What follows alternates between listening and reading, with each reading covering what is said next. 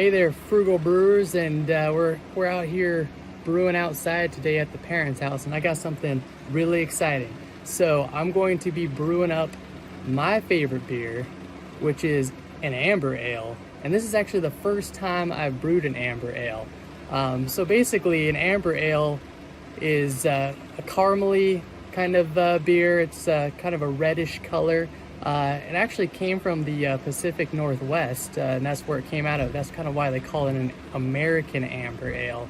But I got a little bit twist today. So today I'm going to be using something other than American hops, and I'll let you guys know that later. If you are curious on how we kind of came up with this recipe, you could go to frugalhomebrew.com and check out our recipe builds. We have a bunch of different recipes on there that you can kind of look through, kind of help you, give you an idea of what to use when doing different kinds of beers.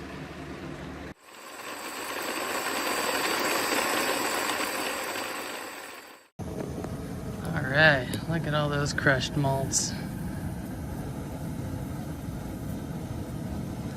So basically what we got to do now is we got to heat up 4.5 gallons of water to get the mash started, and then we got to fill up another 4.5 gallons of water in order to get it up to about 5 gallons, because a lot of the grains are going to soak up a lot of the water.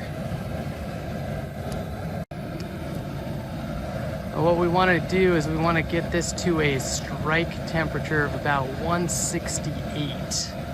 And at 168, we're going to be able to get the mash temperature in the mid 150s, which is what we want so that we can get some nice body. All right, so we're trying to get this strike temperature up to 168 so that we can put it in the mash, get it going. Looks like we are sitting at 160, a little bit longer to go. Here we have the mash tun. It's a converted cooler. It really keeps the temperatures at a consistent level the entire way through. Now when we check the inside, look at that. It smells good. What we're going to be doing right now, part of the sparge is called the Vorlauf. Basically what we're doing with the Vorlauf is we're checking to see how clear the actual liquid is that's coming out. When it first comes out, there's typically a lot of grains in there. So you can see in here a lot of grains floating around, and what we want to do is we want to circulate that back in. What we want to do is we want to do that a couple of times until it clears up. And once it clears up, we can start the sparging process. So as soon as you pretty much don't see any of these grains coming through, then you're pretty much good to go. But right in here, you can see there's a lot of grains floating around in there, and we don't want that.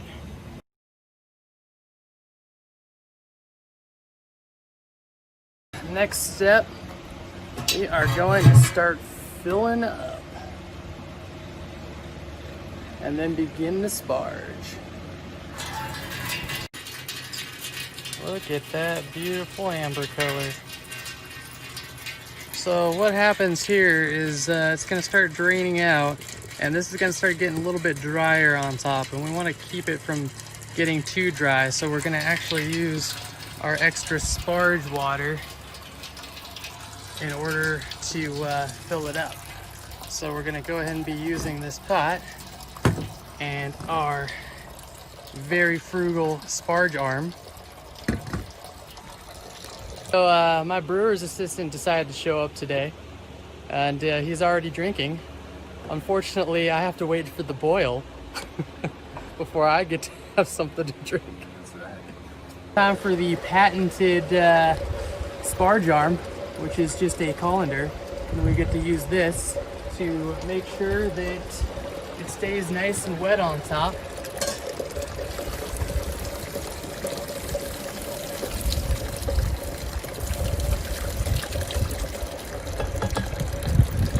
Now we're gonna keep doing this until we pretty much use up all of this, and we make sure that we get this full up to about 5 gallons.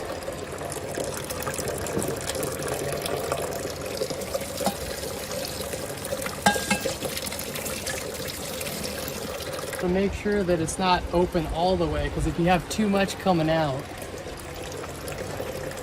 then it's gonna sparge too fast and you're not gonna get all your sugars in there. So once we start getting near the end of the sparge, the color will start clearing up a bit. It's not quite as dark as it was before. And don't need to worry when this part comes up, because when you're boiling, a lot of the water will boil off, and that's why you're actually going to have a little bit more than 5 gallons in here, so that you can boil that off a bit and it'll concentrate it. And when it starts getting a little bit dry like this, you're going to want to put in some more water in the sparge, because you got to keep pushing through the sugars. Also, when you get to the point to where you have no more water to put in, then it's just going to be dry like this, and it'll keep the water will keep draining out until eventually it stops.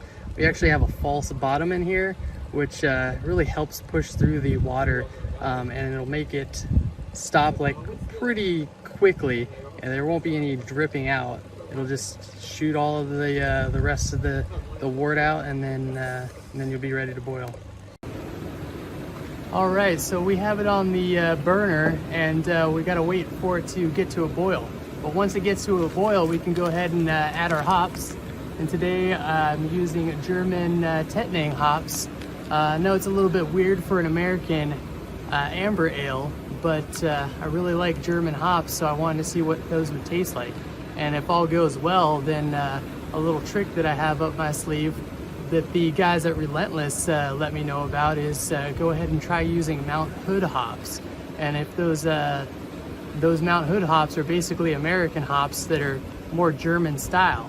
So I'd actually hit the style guidelines for the amber ale and get the German kind of flavor that I want going there. So we're gonna try that out if this all goes well. All right, so we got everything on here. Got about 6.5 gallons, and this is basically gonna boil down to about 5 gallons that we can go ahead and use to put in the fermenter and then get 5 gallons of beer out of it. It takes a little while for it to reach a boil, even with the turkey fryer. When it starts to foam up like this, you're in danger of a boil over, so you're going to want to turn down the heat a bit so that we can actually see the liquid boiling and it doesn't boil over. That's the best part about the kegel. Yeah, the kegel is really nice because you get a lot of room just in case you're going to boil over, so you get some time. You get some 15 gallons to play with. 15 gallons of time. And we added the hop spider, as you can see right here, that we didn't have when we dropped our first set of hops in. We were in a bit of a rush because it just hit a boil, we weren't ready for it, and we just tossed them in. But the hop spider is actually really good because it reduces the amount of trub that you have at the bottom of your carboy. The first thing of hops that we toss in here is going to result in a little bit of trub in the carboy, which is not that great. Since we're already at a boil, I get to have my beer, and we're going to be putting our other 1 ounces of hops in at about 15 minutes until the end of the boil. This time, as you can see here, we've got our hop spider in place so we don't have extra trub that we don't want. So here we go. Let's go ahead and put it in.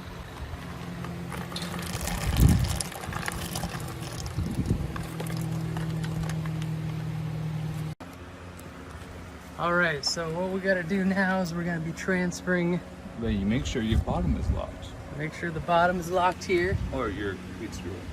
And if it's not locked, then everything is gonna go onto the floor. Then you're gonna have a bad day.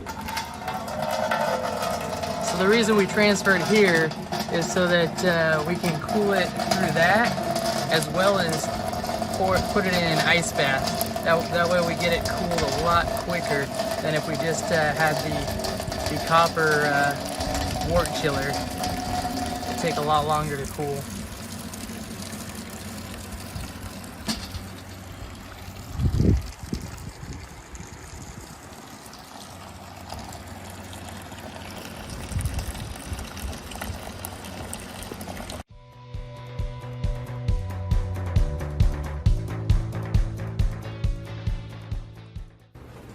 Add the water in.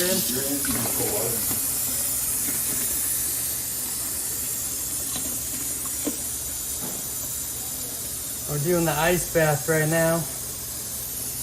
Got to fill it up with some water.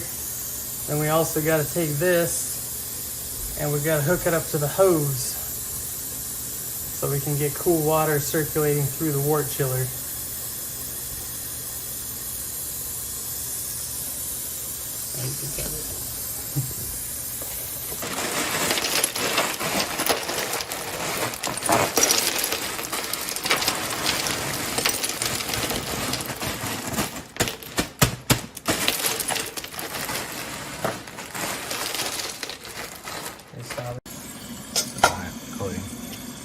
So we're gonna add some sanitizer to this water that we can use to put the thermometer in that we're gonna be using to check to see what the temperature of the wort is. Once we get the wort down to 80 degrees Fahrenheit is when we can go ahead and throw it in the carboy and then add the yeast. You don't want to add the yeast too early because if you're adding the yeast too early, it'll get killed from the higher temperatures.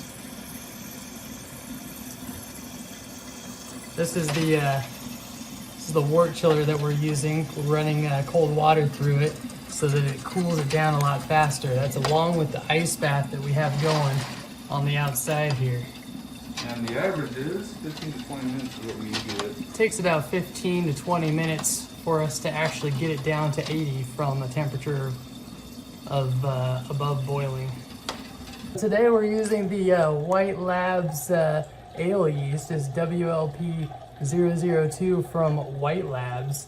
I wanted to use this one because it's a high flocculating yeast so that we get a lot of clarity out of this amber ale. What we want to do is we want to cut this out of the initial package and then make sure when you take it out to make sure that this is sanitized before adding it to the carboy. Got a close-up of everything going into the carboy.